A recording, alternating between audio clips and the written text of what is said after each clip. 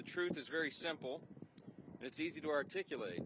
I'll just point out that today we're here on the west front of the Capitol. We're overlooking the National Mall. It's a beautiful sight that a lot of the American people will not be able to experience today.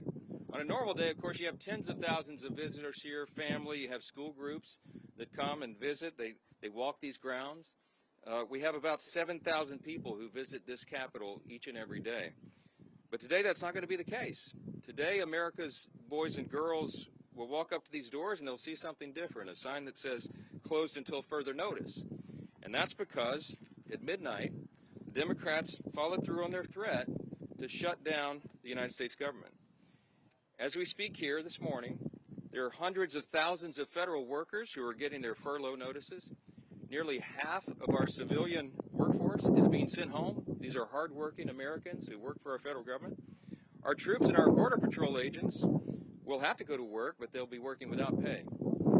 Food assistance, veterans benefits, and vital support for women and children are all coming to a halt.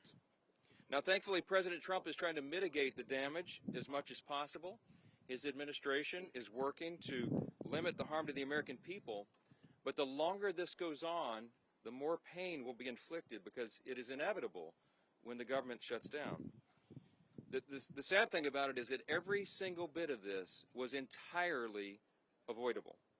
Democrats could have worked with us in a bipartisan manner to avert this unnecessary and very harmful shutdown, but instead, they did something that is rather shocking to us. They prioritized taxpayer-funded benefits for illegal aliens over keeping the government open for American citizens. They themselves positioned that as a binary choice, and it's patently absurd. Listen to what the Democrats are demanding.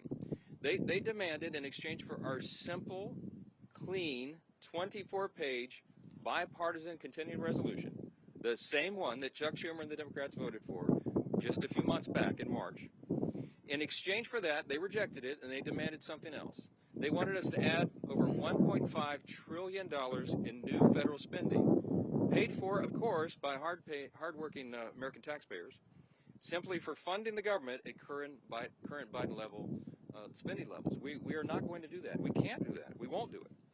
Almost 2 weeks ago, the House did our job. In the House, we passed a common sense, nonpartisan bill to keep the government open. Republicans did our job.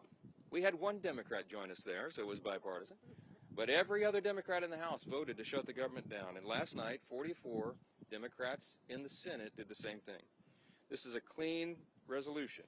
It would simply buy Congress a few more weeks, 7 weeks, to finish the job. Why do we need that time? So that appropriators in both parties can finish their work. They've been restoring regular order. They've passed 12 separate bills out of committee in the House, and the Senate has done its work as well. 3 bills of the 12 passed in each chamber. They don't line up exactly, so there's a conference committee constituted, the first time in years that that's happened. We just need more time because we ran out of clock at the end of the fiscal year, September 30. This is very important to note. Democrats themselves have voted to pass a clean bipartisan CR just like this 13 times in the last few years. During the 4 years of the Biden administration, 13 times this happened. Republicans did the responsible thing, even when we were in the minority, to keep the government open.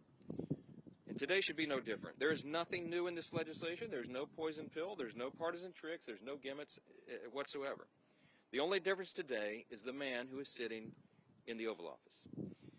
Rather than work with President Trump and Republicans to get this job done, as our party has done repeatedly in the same situation over the years, Democrats want to play political games with the lives and the livelihoods of Americans. The simple truth is Democrats in Congress have dragged our country into another reckless shutdown to satisfy their far-left base. That is the truth. Whether or not the government remains open or reopens is entirely up to them. There's still time for Democrats to pass this clean bipartisan bill that's sitting before them, and we encourage our Democrat colleagues to do that. I certainly pray they'll come to their senses soon and do the right and responsible thing.